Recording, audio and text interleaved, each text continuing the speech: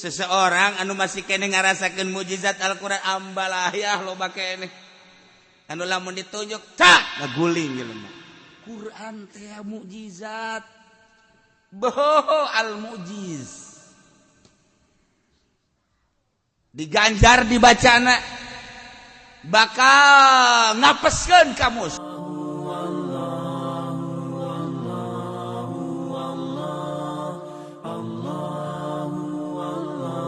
Bismillahirrahmanirrahim. Wa idza quri'al Qur'anu fastami'u lahu wa ansitu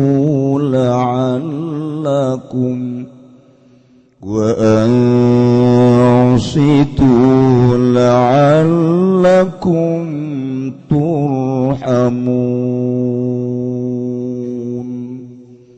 Wallahu a'lamu bimuradihi. Wa idza quri'al Qur'anu lan tatkala den baca apa Al-Qur'anu Qur'an fastami'u lah maka ngarungwakeun sira kabeh lahu kana Qur'an atau kadua Qur'an wa ansitu bisa kena bisa kadua wan situlan pada nengleng sira kabeh anil kalami ado saking rarasan la'allakum manawa sira kabeh turhamuna iku den welasi sira kabeh nuzilat dan turunkeun ya ayat fitarkil kalami fil khutbah ing dalam ninggal rarasan dalam khutbah wa ubira anha lan den ga ibarat apa anha saking khutbah bil Qur'ani kalawan Qur'an istimali alaih kena ngawangkune khutbah ingat tasa Qur'an wa gila lan den ucapakeun apa fi qiraatil Qur'an mutlaqan ing dalam maca Qur'an halam mutlaq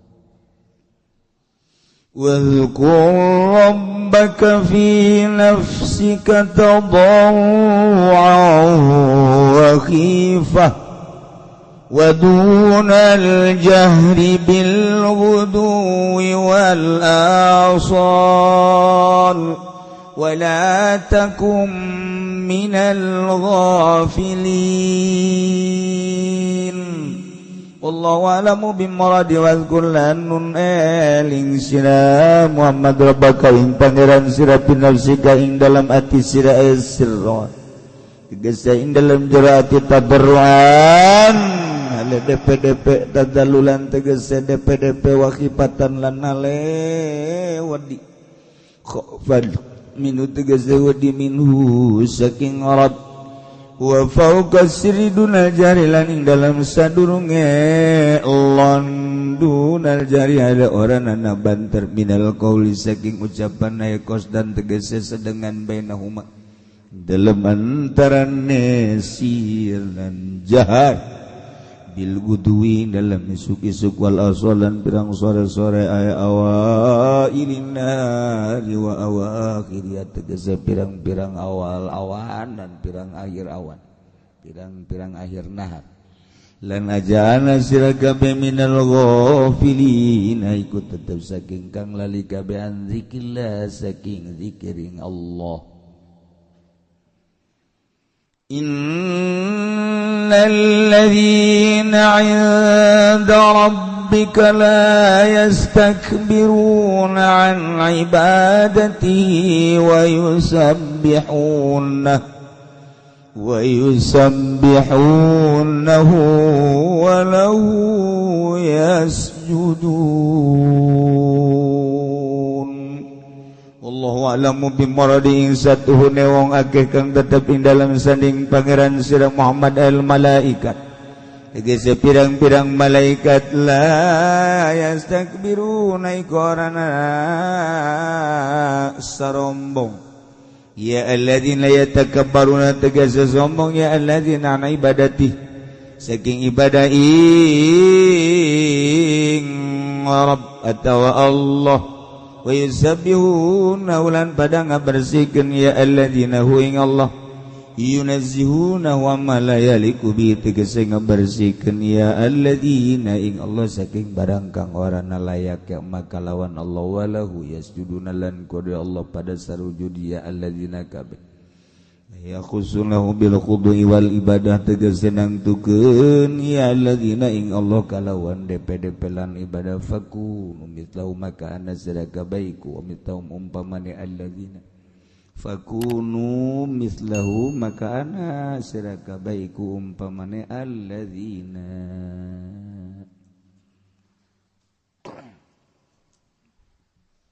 Quran teh mukjizat Al-Quran lain di zaman Kangjeng bae. Terus selama Quran aya berarti mukjizat aya. Ketika orang mendalami Al-Quran tina segi pembacaan makharijul huruf can karasa kurang. Ketika kurang diperdalam makna-maknana can karasa mukjizat Al-Quran can karasa. Ketika kurang diasupkeun ka sonobari dipake ku urang mulai aya getaran-getaran jeung aya cahaya maknawi anu asup ka jero hate urang anu reaksi jeung efekna ka awak mulailah di dinya nyana dibere keyakinan ka Gusti Allah. Ketika terus manehanana beribadah ka Gusti Allah melalui Al-Qur'anul Karim dengan pembacaan anu maher, maknana kunyana terus disilulupan, diperdalam, dibaca, dihartikeun, diamalkeun, dibongkar maknana, mulai makna huruf kemudian makna rahasia katempo agung luhurna Al-Qur'anul Karim. Mulai ibadah pinuh ku kayakinan Al-Qur'an teh karasa mukjizatna. Lantaran ketika aya awewe ditanya teu daekeun bacakeun ku urang. A'udzubillahi minasyaitonir rajim. Bismillahirrahmanirrahim. Idz qala Yusuf li abihi ya abati inni ra'aitu 11 kawkaban wasyamsa wal qamara ra'aytum. Kang Pendi, jangan berpisah engkau harus ada di sampingku. Tanpa engkau hidupku hampa. Masya Allah, paham. Aku serahkan diriku untukmu. Segala-galanya adalah untukmu. Terasa jika engkau ada di sampingku dunia sejuk. Masya Allah. Masya Allah. Wah Raja Sepa. Tidak terasa terik matahari kalau mataku memandangmu terasa sejuk luar biasa. Tanpa payung tetapi cinta sudah memayungiku. Waduh. Pohara eta iz qala Yusuf ngamuk. Jehe, lain lalagat. Aya jelema ka urang, Dek ngahurupan urang 40 ulah 40 1000. A'udzubillahi minasyaitonir rajim. Bismillahirrahmanirrahim. Hamim hamim hamim. Mal dibacakeun ku aing terus. Kudu ijazah ka aing make sapi. La aglibanna anna wa rusuli. Wah, langsung. Tiup. Puh. Mun teu itu ngajengkang urang. Beres. Dua di antarana. Lolobana urang nu ngajengkang. Mujizat. Mujizat Al-Qur'an lain lalagaan. Masya Allah Karim. Emang kuari eueuh kitu seseorang anu masih kene ngarasakeun mujizat Al-Qur'an ambalah ya loba kene. Anu lamun ditunjuk tak ngaguling jelema. Quran teh mukjizat. Boh al-mujiz. diganjar dibacana bakal ngapeskeun ka musuh. Kamari teh diulah demo teh seluruh polisi ngalaran demo. Polda mana nu ngamenangkeun demo? Kapolres mana nu ngamenangkeun demo? Polsek mana? Hanya jelema hudang sorangan deuk kumaha atuh. Teu dibayar teu naon berangkat demo kabeh lamun lain mujizat mal bisa. Di Ciamis lempang ke Jakarta lamun lain mujizat Al-Quran nempel modar jana. Bangku bahag gitu. Jadi lempang ke Serang bage. Itu wae tuh bangku bahag parang sana lamun lain kasorot ku mujizat teu garasa. Eta jana boga himmah anu tinggi. Boga himmatul aliyah anu tinggi lempang di Ciamis. Tapi di Padang teh lamun laut mah nya ge lempang ka dieu. Ngan kulantaran aya laut daek mobil teu meunang kapal udara disewa ku nyana. Lamun lain gagahna mujizat banyak nyawa kapal atuh. Deuk nanaonan nyawa kapal. Breng ka Jakarta tak gagahna mujizat lamun hayang nyaho kos kitu. Gagahna mujizat teh kos kitu. Tanpa ditita-tita sanajan nyana ngomong apa-apaan cek kau pada datang ke Jakarta ngapain cek nyana ngapain iya mah berangkat teh atuh ditira ku Quran berangkat Maidah ngamuk masyaallah bentek cek singko di Jakarta itu si aok apa-apaan bawa Maidah maerot ke dibawa tolol deh singko kalau mah erot, jangan bawa Maidah kayak ceknya mah jelema meureun Maidah.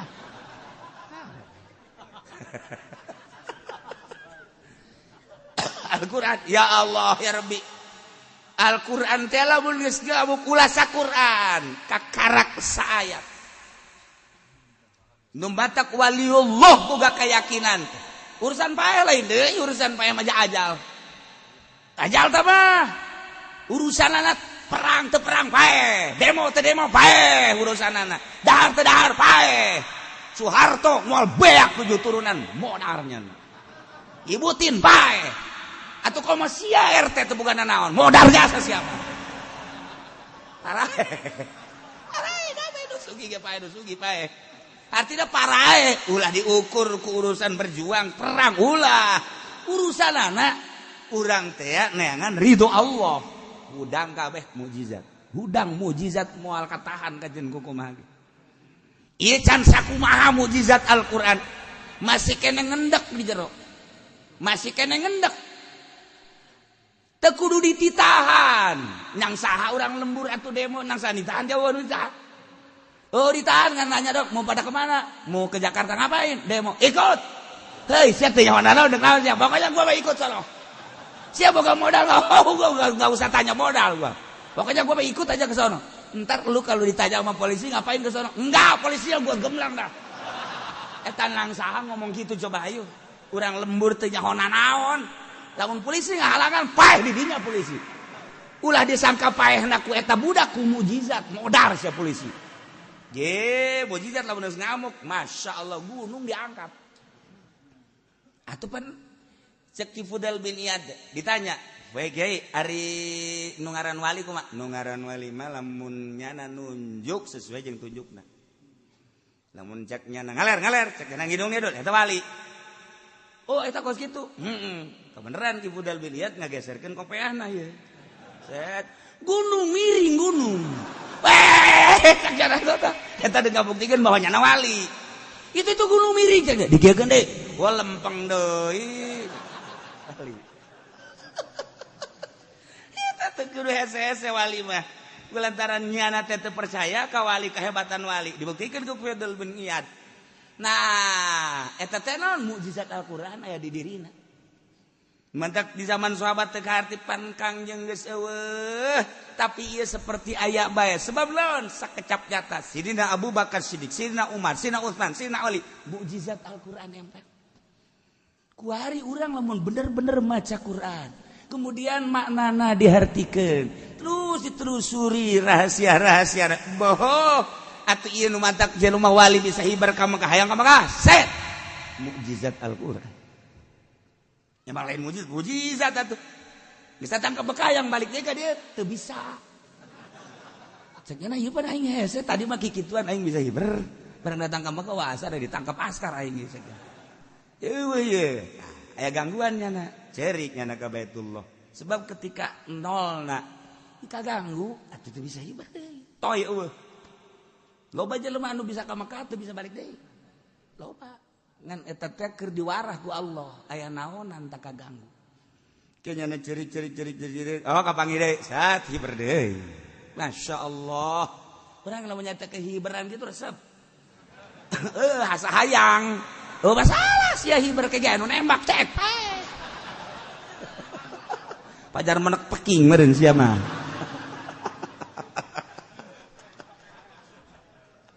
atuh lain hibaran cara manuk set tuh Haji Pendi keur hibar tembak lain kitu masyaallah ieu mukjizat nah nu mantak hiji teu meunang dicekel ku nu junub dua boga wudu teu boga wudu teu bisa nyekel Al-Qur'an teu bisa nu head teu bisa ya Allah ya Rabbi larangan sama mukjizat nah ieu nu mantak di ayat turun ayat wa idza quri'al qur'anu fastami'u lahu wa ansitu la'allakum turhamun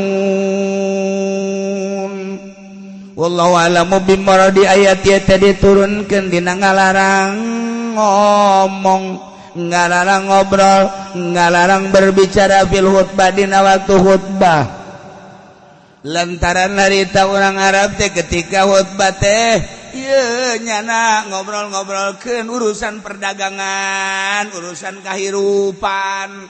Keur khutbah teh bising, maka turunlah ayat wa idza quri'al Qur'an fastami'u.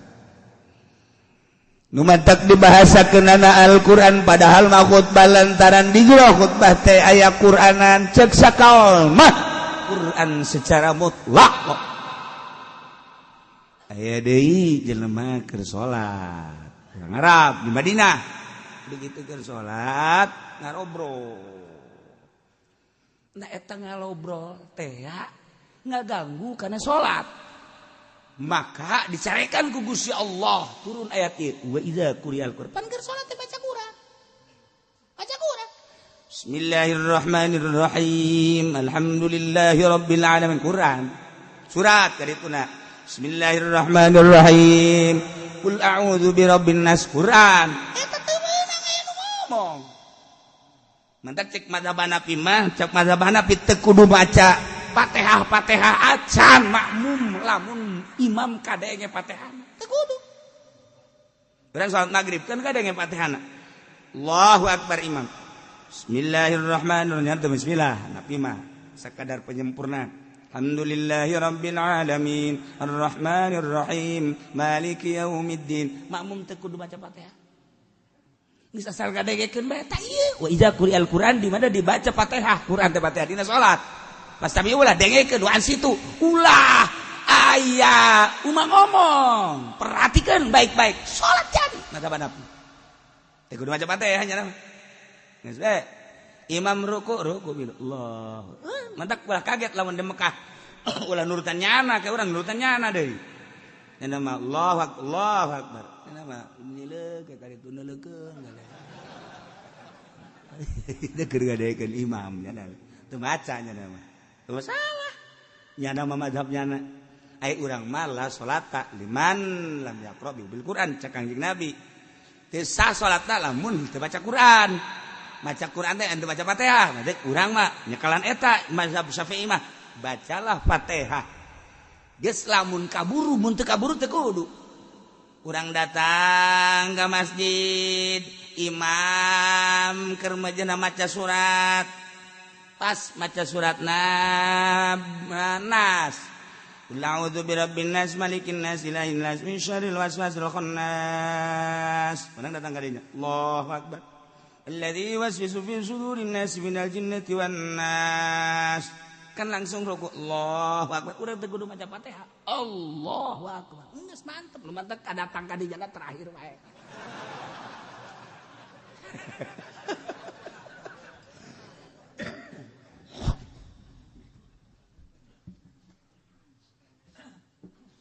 Teu kudu. Tapi aya nu maca Quran haram. Ketika aya jelema keur salat, Allahu Akbar jahar atawa sir. Jahar magrib isya subuh. Sir zuhur asan. Allahu Akbar zuhur. Bismillahirrahmanirrahim. Aya di sisi nu maca Quran. A'udzubillahi minasyaitonir rajim. Bismillahirrahmanirrahim. Yasin. Itu keur salat, haram maca Quran. Lain maca Quran haram, gandengna mah. Aswis. Eta siga hade. Urang aya nu salat maca Quran gandeng macana. Dilagamkeun deui. Bismillahirrahmanirrahim.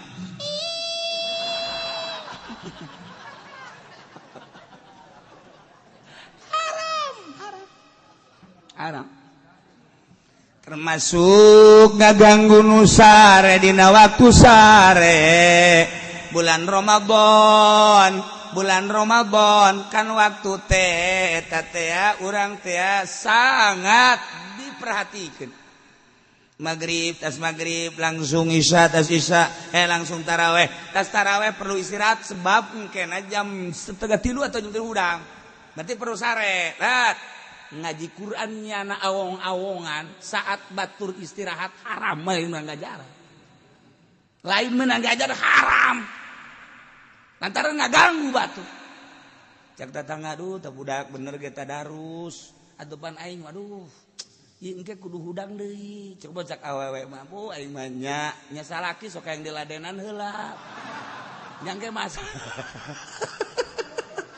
Leuwih berat awewe mah leuwih berat. Masyaallah engke jam 2 kudu hudang masak. Abi eta gandeng bae deui di masjid maca Quran. Haram eta kos itu teh. Masyaallah aya waktu-waktuna. Teu meunang. Naila wa idza quri'al Qur'anu fastami'u lah. Keur carita khutbah di mana-mana dibacakeun khutbah. Awas, dengekeun. Sehingga orang keur maca khutbah lamun teu ngadengekeun urang disiksa ku Gusti Allah. Bener kudu dengekeun fastami'u lah. Pan situ. Kudu perhatikeun bener-bener. Ulah-ulah ngobrol keur khutbah ieu, ulah-ulah ngobrol. Cak-cakan isyarah make ieu beta make jemari make curug. Haram. Dengekeun.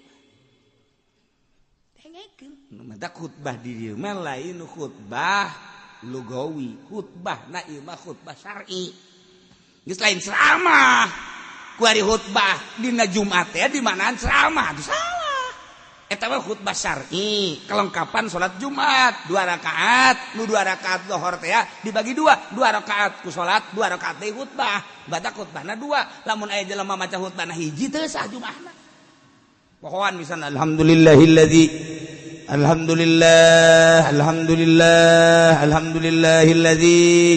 itu jalla wa ala ahmaduhu al-yamin ayyi wal ala ashkuruhu syukran wa fi'an wal bala.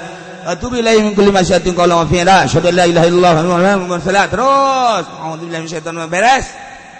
Ngan sahiji doa ngaju Allahumma ighfir lil mu'minina wal mu'minat wal muslimin wal muslimat. Jumat teh sah.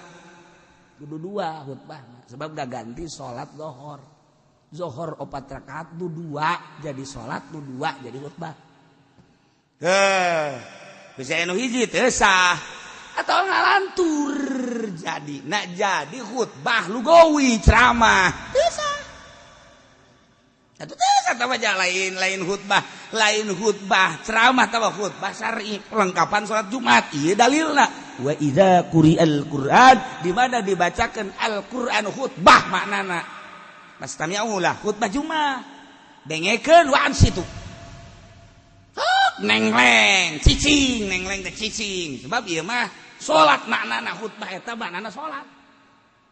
Maknana eta salat. Das lamun dibacakan saudara-saudara sekalian, hari ini adalah hari kemerdekaan 17 Agustus. Dengan demikian marilah kita khutbah Agustus dibawa ka masjid tolol budak. Deh sakitu ada mah geus teu masalah lah. Maka kita tingkatkan KB keluarga berencana aja.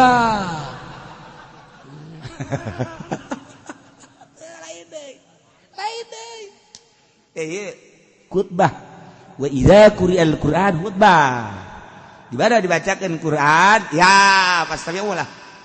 Wa ansitu.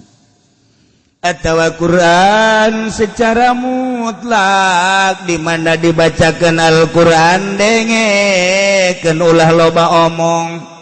Lamun aya urang sunah kan neuk ngaji maca Quran heula. Sunah dina kitab Tambihul Muqtarin. Geus satu Tambihul Qafilin nu mantak urang manggil qori, ieu teh deuk ceramah manggil qori hukumna sunah. Memeh pengajian maca Quran heula. Bacakeun Quran. Urang dengekeun.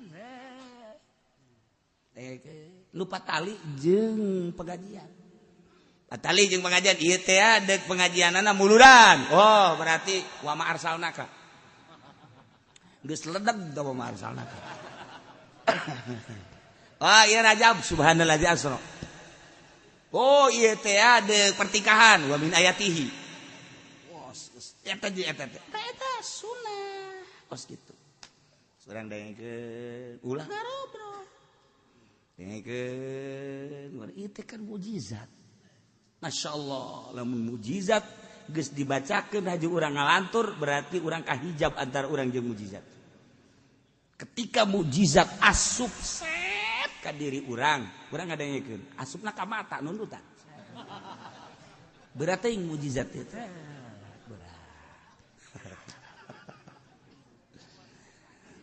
wa idza quri'al Qur'anu di mana dibacakeun Al-Qur'an aya jelema baca Qur'an pastami'ulah maka dengekeun ku anjeun bacaan Al-Qur'an wa anusitu mane kudu serius nengleng cicing ulah loba omong anu engke balukarna la'allakum turhamun bakal menang rahmat ya Allah. Mukjizat atuh. Kuari mah maca Quran teh kos kitu. Kori kurang bagus. Ma arsalnaka illa rahmat. Turun. Banyak mustame kos kitu. Ieu Quran. Sakumaha naon? Aya kori kurang bagus. Turun. Namun bagus loh.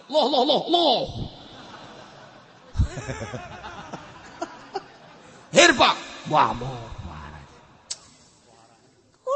orang biasa tenang tadi. Wa idza quri'al Qur'an fastami'u lahu wa ansitu la'allakum turhamun. Cicing dengekeun. Malah perhatikeun naon kunyana dibaca teu makna naon arahna ka mana. Wah, Quran teh geus jadi hiburan ongkos nyanyi ieu mah Quran teh. Masyaallah. Jadi adab. Lamun maca Quran, malah ya. Lamun aya jelema keur maca Quran. Qori, aya kiai datang. Urang haram tah nangtung ka kiai haram. Sebab naon ieu Quran keur dibacakeun mukjizat Pak. Ulah geus kiai-kiai antepkeun bae geus. Urang mun aya qori keur maca Quran, kemudian kiai datang, cuek we guys. Geus cuek we. Geus. Cukuran. Juk.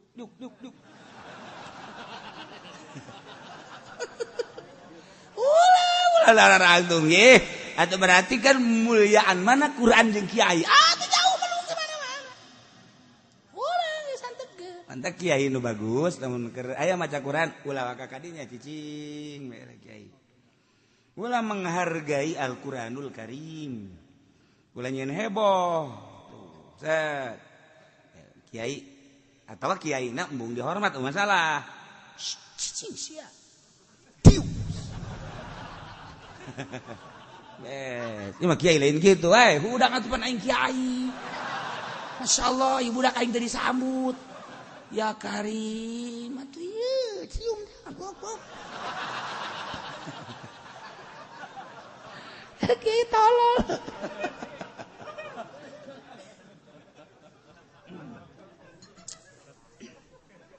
Wadhkur rabbaka fi nafsika tadarruan wa khifah.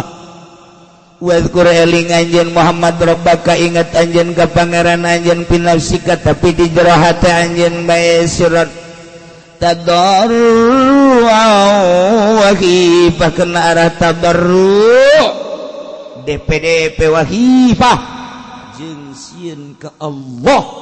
Ieu dalil tariko zikir. Ieu zikir tariko ieu. Ieu dalilna. Wadhkur khusus sabab dah khusus ka Kangjeng Nabi tapi umum jang urang kabeha inget anjeun ka pangeran anjeun zikir nafsika di jero hate ieu kopi ngaran sirron motifna tadarruan DP ngarasa hina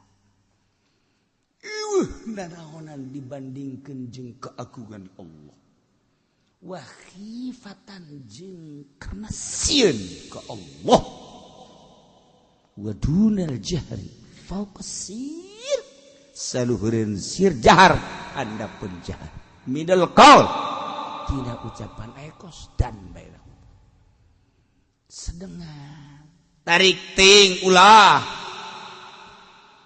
laun teuing ulah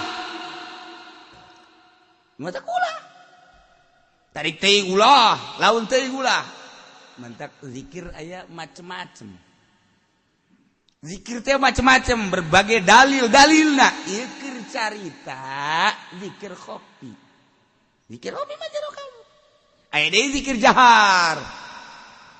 jahar tergantung kumaha nu mawana dibawa di Baghdad ke Indonesia numawana di antarana salah satu dari para wali songo Sunan Kalijaga nu aya di urang Yusuf nu aya di urang kitu Ahmad Khatib Sambas Kalimantan Banten Syekh Abdul Karim Cirebon Syekh Hasbullah terus kitu ke Madura. Nah iya aya jalur-jalur mata toriko naon ya Qadiriyah nu mawana pasti ngan sakadar 3 ka Indonesia. Qadiriyah wan Naksabandia mah jalurna ngan 3. Ngan 3 kajeun ku kumaha. Jalur Banten, jalur Cirebon, jalur Madura. Sakitu. Engke tidinya dikembangkeun Banten ka mana? Cirebon ka mana? Madura ka mana? Kanyahoan. Islamun aya anu nyekal toriko Qadiriyah wan Naksabandia di mana? Ya anu jalur mana? Kapanggih bakal tek oh kadinya. Banten ke mana maneh? Ya anu di saha? Ya anu oh kanyawan deg. Geus lamun cara pencak kajawan carana kos kitu kajen ku kumaha. Nah, lamun dia Khalidiyah nu mawana pasti ka Indonesia pasti eta. Geus kajawan kurang jalur Khalidiyahna di mana ieu? Sumatera eta berarti kieu. Lamun ieu Satoriyah kajawan nu mawana eta. Geus ngembanglah kurang Jawa Timur, Jawa Tengah, Jawa Barat. Mun di urang teh mah bakal kajawan jalur mana? Teu nu teu kajawan. Mantak aya bae mutamar thariqah supaya mutabaroh. Jalur-jalur kajawan. Ketika aya jelema, ieu nu rekat naon thariqah wan Naksabandia. Kok kieu lain deui ieu mah ieu. Lain deui pembawaan thariqahna gimana ya selidik urang pasti putus guru gua ajen kuku mah putus guru kajen kuku mah lain kitu urang dek Naksabandi bae Bahauddin Naksabandi Uzbekistan nyanalah tokoh nu paling luar biasa anu bisa komunikasi jeung Allah teh larap lain lalawora jelema tuh ilham teh langsung ka Bahauddin Naksabandi mah masyaallah eta jelema kuluhur-luhurna. Gitulah para kutubul aulia datang ke Indonesia dibawa salah satu wali songo Naksabandina. Geus aya Qadiriyah wan Naksabandia, aya Qadiriyah hungkul, aya Naksabandia hungkul. Engke kanyawan nu Naksabandia hungkul jalur mana? Jawa Timur, Jawa Tengah, Jawa Barat. Naksabandi hungkul kanyawan. Salah bakal kanyawan. Qadiriyah hungkul bakal kanyawan. Qadiriyah wan Naksabandia bakal kanyawan. Jalur mana? Amun Qadiriyah wan Naksabandia mah bawa Banten Syekh Abdul Karim. Nah tadi dia ngembang apakah Syekh Asnawi apakah Syekh anu kanyawan kurang kayak pembawaan namun berbeda salah berarti mata geus teu kudu jaritakeun mursyid selalu aya geus dina eueuh lagi ulah pusing-pusing atuh teh urusan kos kitu mah urusan batin kunaon haju ku ari pemilihan calon mursyid ya Allah tuh mending diganti sakalian si aku haji mursyid teh kudu dibingungkeun nu kos kitu mah tah urusan batin engke ge aya sorangan tah mursyid mah ya Allah ya Rabbi. Nah ieu mah carana engke urang teh aya torikoh Qadiriyah wan Naqsabandiyah ka Indonesia dibawa ku Ki Abdul Karim ka Banten ti Ki Ahmad Khatib Sambas teh boga guru ngaranna Syekh Samsudin teh boga guru ngaranna Syekh Murad dan lain sebagainya dipadukeun ku Ki Ahmad Khatib Sambas Qadiriyah jeung Naqsabandiyah kan Qadiriyah mah jahar la ilaha illallah ai Naqsabandina kopi pereu dihijikeun ku Syekh Ahmad Khatib ternyata hasilnya luar biasa lamun kataekan pohara dibawa ke Indonesia dikembangkeun di Indonesia nah kuari mah keur carita ieu urang kuari kunaon si teu ngageser hate urang kumaha maksudna teu ngageser Quran aya di otak urang hadis aya di otak urang diaji Minhajul Abidin aya di dada Ihya Ulumuddin aya hikam aya tapi teu daek ngageser kunaon sih lain cinta Allah cinta dunia ieu nu bahaya ge kurang kumaha penjabaranana di universitas bahkan diterjemahkeun eta hikam diterjemahkeun eta Ihya diterjemahkeun nu nerjemahkeun ge cinta dunia eta kiai luar biasa lamun nyaritakeun ilmu pohara jasa bahsul masail pangmenang nanyana tapi cinta dunia kunaon henteu digeser sih di jero hate teh henteu dijazab henteu ditarik renungkeun je aing ngaji ti leutik geus puguh amil jurumiyah sorop ngelal datang ka ngelal ieu alfiyah diaji lain sakali ngaji Johar Maknun diaji bahkan ukudul Juman ge diaji samsiah ge datang ka mukhtalitot luar kepala datang ka kitab lagi leungit kuari diaji kabeh kuari tapi teu daek ngageser endahan ngageser ka dunia diantara ngageser ka dunia lah ya aing hirup kieu bae malah maningan aing manyieun yayasan bae ngageser ka dunia berarti kiai dibere ilmu tafsir aya Fathul Muin aya hadis aya kuari digeserkeun kuduna cinta Allah anu pohara kuari kunaon cinta dunia malah ngageser nyen mi teh mi nyen sanawiyah nyen aliyah lain salah nyen sanawiyah aliyah mah teu kudu ngaji geledegan di pondok pesantren teu kudu tah kitu mah sabira jalur proposal atuh tah ieu mah kiai mah keur carita lain ulah nyen sanawiyah lain ulah nyen aliyah lain ulah nyen universitas teu kudu mondok nu kos kitu mah henteu kudu tah urusanna dunia cieun ku sia asal boga duit we ge urang mondok henteu naon henteu nyieun urang sanawiyah aliyah aing kiaina beres kiai aja supaya dia pernah mondok teu aing mah pada tuh jata jadi kiai urusan aing teh urusan tanggung jawab aing geus di Allah boh budak pohara atuh kuari mah jangan henteu sakola kedokteran ge bisa nyeun rumah sakit tah ya rumah sakit aing pokoknya mah kepalana lain dokter lain naon dokter booking atuh sakolaan ge sarua yeun pondok pesantren mudirun asupendiah jurusan jahanamiyah teras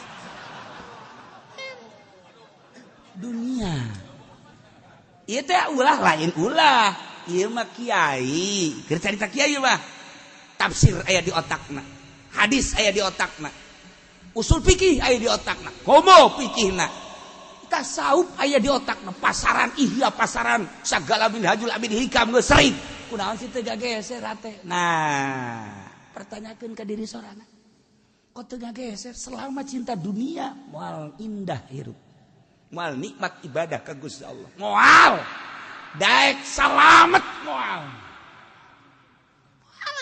nah coba yang geserkeun carana bertoriko dipaksa orang teh paksa maksa awak teh. Jam sekian, udang jam sekian, dikir jam sekian, tergantung umat torikoh. Pemaksaan diri supaya ingat baik Allah. Awalnya bahkan dipaksa, la ilaha illallah, la ilaha illallah, la ilaha, dipaksa terus mungkin karena kurang cerdas 1 tahun 2 tahun macam karasakan gunyana. Zikir bae lah, la ilaha illallah, la ilaha illallah, la ilaha illallah. Tadi geus beres hareudang. Jangan aja mikiran norekat aing kos kiamat ieu. Tapi terus bae lah, la ilaha illallah, la ilaha illallah, illallah, illallah. Kayak aku mamajikan aku nangkat puyang aing gitu. Pemaksaan ya pemaksaan. Tapi terus. Illallah. Kan aya boga guru mah di bawah naungan guru. Guru na ieu budak kiamat sih. Ieu bado asal zikir bae muka baju sakubade gelut. Nanaonan sih. Aya bimbingan ganti guru mursyid. Melalui doa na guru aya mah budak teu kudu dinasehatan doakeun bae. Engke ge aya nyulusup doa guru. Itulah thariqah mah. Henteu kudu dipanggil geus. Doakeun ku guru. Gusti tuduhkeun.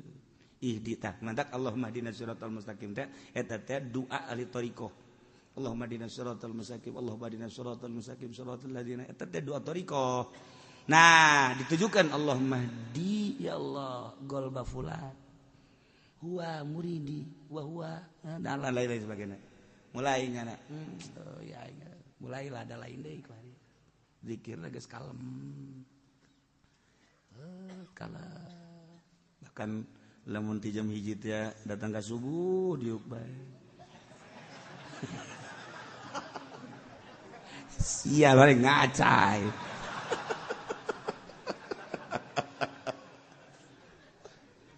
Pemaksaan, thariqah teh pemaksaan. Ngan kudu aya kesiapan di dirina mun can siap ulah. Siap ditinggalkeun dunia.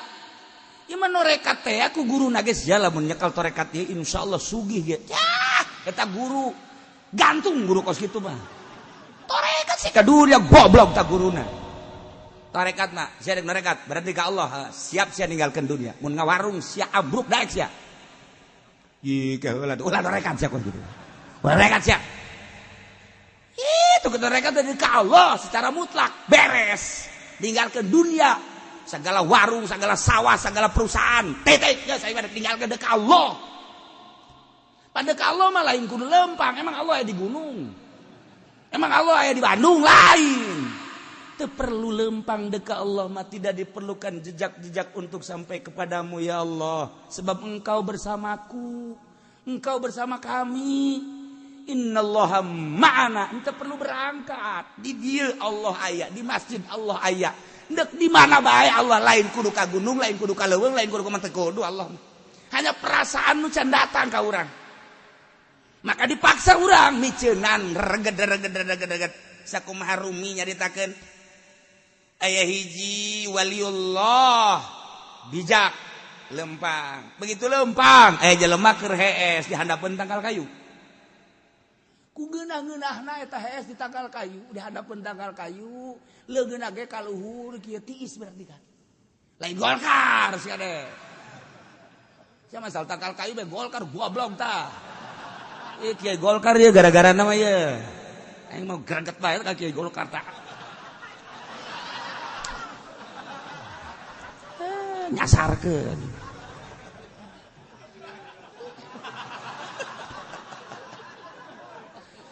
Iya. Calangap KS-na calangap. Kadeuleuan ku kiai tersebut aya orai asup kana sumutna. Ya Allah.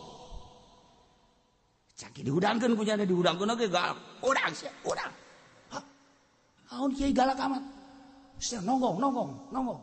Di tongong nanaonan kiai. Nanaon sia lain nanaonan sia bahaya sia lamun ku aing teu diteugelan bahaya sia.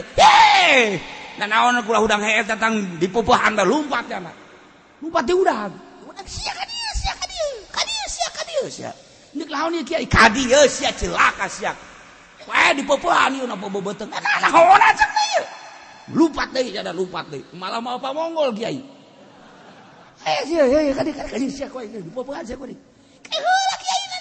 Nah, datanglah Kak gitu leuweung ka kebon. Kiai gegeuraan mah nyokot daun bangsa hihitutan, daun papayitan atau di kieu dahar ku sia. Ih, cak jalan nanaonan di kiai nanaonan dahar cak dahar. Hayo, dudaekeun dipaksa dikieukeun ku kiai. Baksakeun dahar. Gayem. Cak jalan nanaonan si kiai.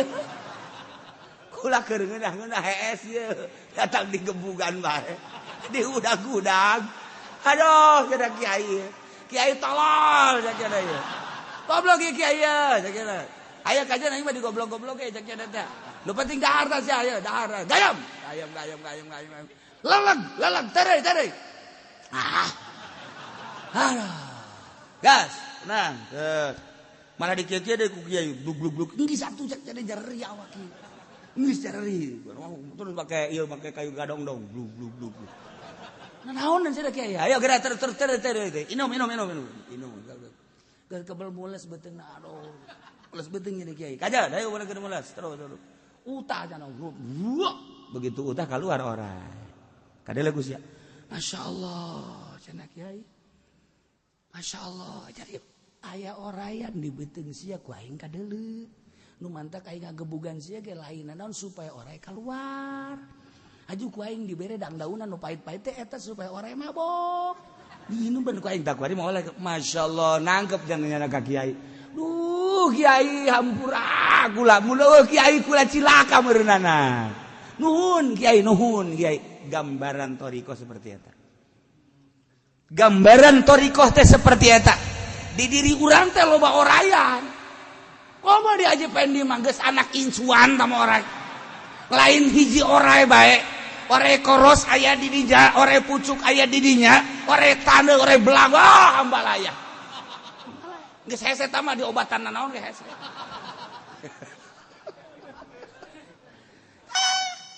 gambaran penyakit hubud dunia hubur riasa hubul jah eta adalah orai-orai anu kudu dikaluarkeun teu sambarangan ngaluarkeun anak sakumaha tadi dikaluarkeun orai hiji bae ge make kudu dibueuh ditenggeulan sagala dibere tekara kaluar ieu sarua murid thariqah teh ku guruna kudu siap teu paham nyana teh dititah anu teu paham nyana teh dihinakeun teu paham nyana titah kitu kudu paham ke ujungna bakal karasa ka hati ojah hayang paham we sareat teh marang ke lamun geus da kieu kitu di guru thariqah mah kos kitu kudu nyanggakeun sadaya-daya ka guru teh ditampilingan ku guru diliek ku guru tita anu ku guru sakumaha tadi lantaran di jerona aya orayan deuk dikaluarkeun orayna ieu oray teh ulah ngendak di jero ketika geus kalaluar riyana hubul jahubud dunya masyaallah horenganan nikmat ibadah teh teringat dah ka guru guru nuhun abdi bisa nikmat ibadah teh kuasilah guru masyaallah guru abdi ngarasakeun kanikmatan ma'rifat abdi geus hese jaritakeun anak wasilah guru geus teu kudu di aku guru thariqah mah kitu teu kudu ngaku ka aing geus ka Allah aing mah sakadar nuduhkeun doang sia supaya ma'rifat geus teu kudu ka aing urang mah kan guru urang lamun sabab lamun lain mama wah tuh aing teh boh makana sujud sia ka aing urang mah kan kitu thariqah mah lain teu kudu ingat ka mah sia mah aing mah ngan sakadar ngan sakadarenan gitu ngaranna aing nuntun sia supaya sia jauh ka Allah sanggeus dibubat babet dibuntang dibanting teu kaharti sakumaha tadi aya oray di jero kudu dikaluarkeun kumaha bae carana kiai ngaluarkeun oray dengan berbagai cara susah payah ke cak kiai geus kaluar orayna mah nyare ge nganuhunkeun bener bae kitulah di urang aya riya kumaha carana aya ujub kumaha carana aya hubud dunya kumaha aya hubur riasah kumaha lamun eueuh guru endeu kumaha panyakit nu aya di diri urang ngaluarkeun hese sebab kumaha sebab urang mah ya ikhlas bisa ngomongna doang praktekna mah hese. Waalaikumsalam enak ya alhamdulillah ya mamang usaha kuring geus kapanggi usahana kuring geus dibabagikeun ka fakir miskin ka manehnya nah ieu mah bagian kiai ikhlas tah yang nanaon teh ikhlas mah teh kudu ngomong ikhlas orang di jero nama abeh aing kanyahoan bahwa aing barahan penyakit di bae kan ngabae aing engke ku batur di aku fakir miskin ngaraku segala yatim ngaraku boh aing kan udah dermawan penyakit di bae kan tadek ngalenggitkeun hal-hal nu kos kitu kudu aya pembimbing iyalah mursyid ngaran dipaksa asup tarikot tak wirid naik tak naik kuari mah tarikot teh lalagaan kuari teu meunang disentak ku guru Haji Marah bae atuh tarikot si kos kitu geus dilepas ku guru ge sabaraha atuh sia teu meunang dipentak ku guru Haji bae ka guru Suudzon teh mah guruna hubu dunya ka aing mentahan bae teu meunang ku guruna teh diapilainkeun lain mikir geus hese kuari mah neangan sosok jelema nu norekat teh hese lain hese embung guruna ge lantaran ieu bakalna lain sinergis endahan jadi musuh geus bade ditinggalkeun sebab bakal jadi musuh bahaya toriko bakal tekar ti kunyana lain zikir mah gampang beda zikir sabaraha ieu 160 tah saeutik amat tuh nafsu kan 165 saeutik amat sakena kula mah 500 ge siap sakena teh geus hawa nafsu penting sabaraha lah ulah loba-loba penting mah tuh 200 lamun kuat 500 lah kecil sakena oh 1000 2000 kula mah siap sakena wah nafsu mah bisa bae geus sabodo sia tuh di luar aturan oh norek engke da ka dituna beuh jelema teh norekat mah kitu teh jar aing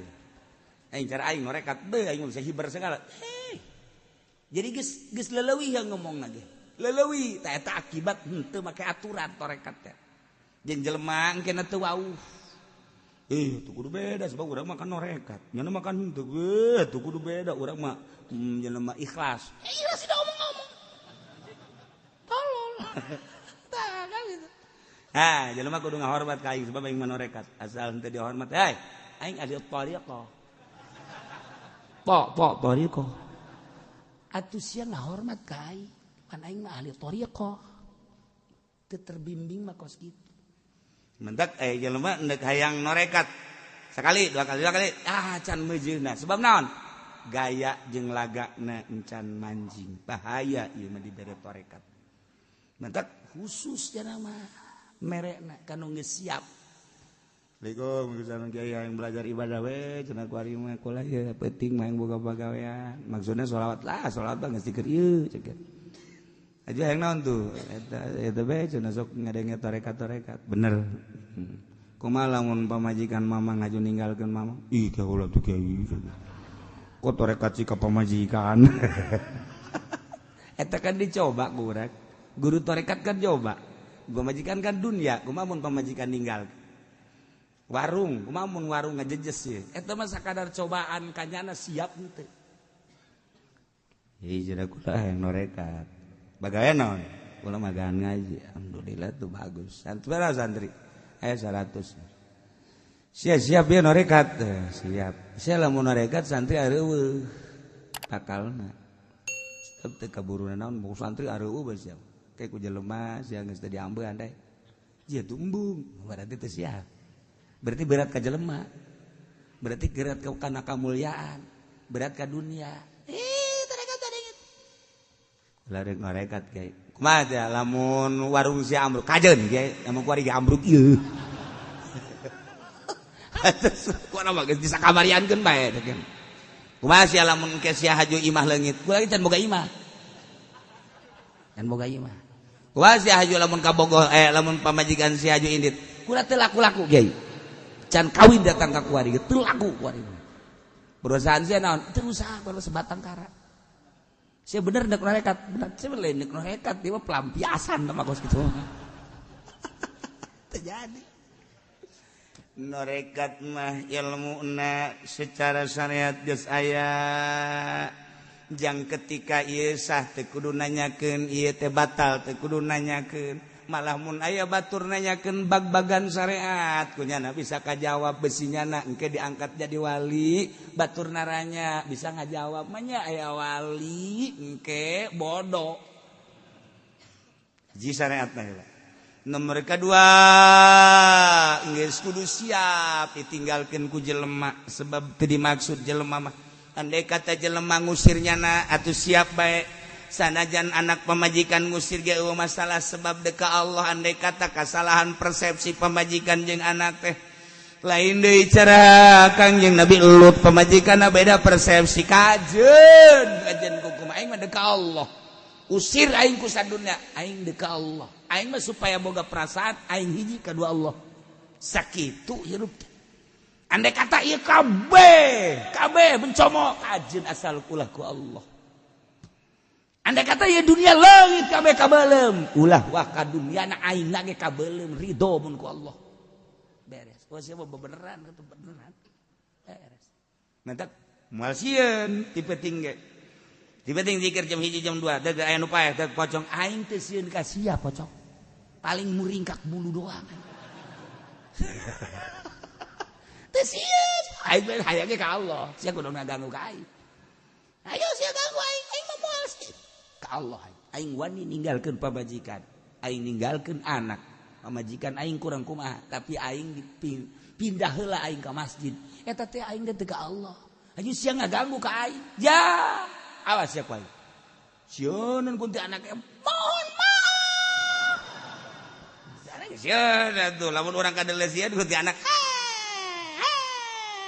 Ini mah bohong-bohongan ya. Mau ke Allahnya bohong nih ya, katanya. Ya, gua ganggu lagi nih. Ntar ada bapak gua yang lebih hebat lagi ya. Ini mah gua mah belum seberapa. Ya, datang bah, sini. Ini ada orang harus diganggu bah nih. Sama saya mah kurang takut ya bah. Coba sama abah. Iya. Abi lamun geus kalah. Anak incu sia 7 turunan datangkeun ka sia jurig sia goblok. Je. Cak jurig teh kon teh sieun sih sesama jurig tidak takut. Belum tahu kali lu. Gua kan raja jurig. Terima kasih ya. Kasihan hiji Allah. Karak. Wanian nyana ka gunung sorangan di luhur gunung eueuh kasihan teu bab ka Allah. Wanian nyana ka leuweung di leuweung sorangan teu sieun sebab deuk Allah. Lamun geus hiji doang Allah. Karak orai datang ngahareup salam assalamualaikum ya wali Allah. Leos. Kedatang monyet assalamualaikum ya wali Allah. Datang gajah tulalena kayak gitu aja. Assalamualaikum ya wali Allah. Datang mau. Assalamualaikum. Geus kabeh ngaku kabeh. Tatangkalan teh hari hirup maraca salam. Assalamualaikum ya wali Allah. Assalamualaikum ya wali Allah. Tah geus. Dibere dedengian ku Gusti Allah lain dedengian ieu. Dibere dedelean nu lain dedelean mala ainun ra'at wala udunun samiat. Masyaallah di dunia kene geus dibere model kos gitu. Geus dibere ku Gusti Allah. Kumaha hayang kun fayakun Allah dibikeun ka nya hayang naon? Sebab anjeun geus bebeakan ibadah ka aing. Kos kitulah carita waliullah. Sakadar wali aya wali di urang nu geus jelas kembangkeun. Ilmu kewalian adalah para wali so di samping eta loba keneh terus datang ka kuari ilmu kewalian teh masih keneh aya. Nah iyalah eling anjeun Muhammad sok geura inget-inget pangeran anjeun tapi di jero hati anjeun bae motifna tadarruahi papaksa. Urang makan sapopoe teh inget teh lain ka Allah, inget teh ka dunia malulu, inget ka perusahaan urang mah, inget ka sawah, inget ka bogoh urang nu aya di Karawang teh. Eta bae inget. Ieu mah geserkeun inget ka Allah hiji. Allah. Dengan cara anu spesifik ti guru. Sebab awak urang mah ieu awak lohir nganana pae dikubur. Ternyata horenganan aya batin di jero batin teh lelembutan aya lelembutan teh dibagi-bagi ku ahli thariqah naksaban dimangan aya 5 naksaban diawa qadiriyah mah aya 7 tergantung kumaha nu ngabagina berbagai latifah-latifah jeung sia-sina diurus ku nya paksa pemaksaan pengurusan dengan keinginan anu kuat ninggalkeun trek dengan makom anu geus disadiakeun dina aturan-aturanana mulai makom ieu naik makom blak aya di dinya oh jadi di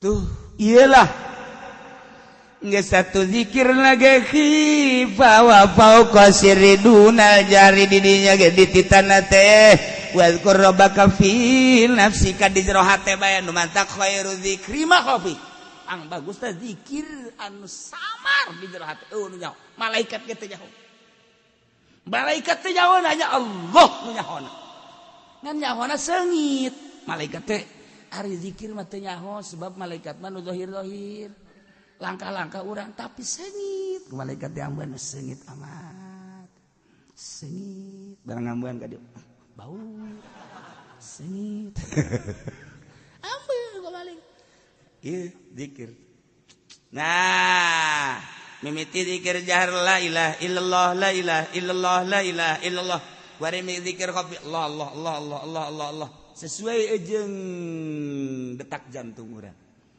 disesuaikan aja perintah guru Allah kamana arah Allah jadinya mulai zikir nafas faqad diri sya'na bidkhalin nafas sok takdirkan domir sya'an dengan masuk nafas asup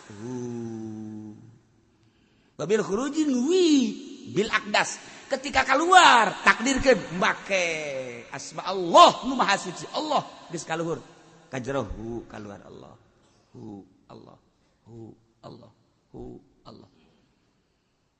mantap mimitina lama buda bihatin kedua lamak sudah bihatin tilu lamat luba bihatin opat dan lain-lain sebagainya teu meunang urang kuaring natur sorangan aya waktu-waktu mulai kidinya geus lain deui perasaan dirina geus lain deui salat geus lain deui sangkilang babarengan jeung jelema tapi lain deui zahir mah zahir batin mah batin bae geus aya di alam nu eta iyalah dalil zikir khauf nurutkeun cek di dieu teu meunang gandeng-gandeng zikir teh paling sedengan kosdan sedangan la ilaha illallah la ilaha illallah la ilaha illallah teu meunang gandeng.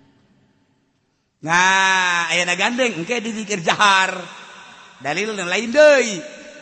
Maka diatur ku ahli thariqah ti mimiti zikir jahar datang ka zikir khafi dakar ka qadiriyah wa naksabar dan berbagai-bagai zikir sarua dek usul ilallah hayang menyerupai malaikat mantak cak di dieuna bil wuduwi wal asal wala takum minal ghafilin ulah rek taraho maneh ka Allah tina zikir ka Allah sapak sakit sebab aya hamba-hamba Allah nu teu eureun ngabersihkeun ka zat Allah ialah malaikat urang ge dek nyarupaan kana malaikat melalui thariqah melalui zikir supaya sejajar jeung malaikat emang malaikat kumaha ieu malaikat mah innal ladzina 'inda rabbik wallahu a'lam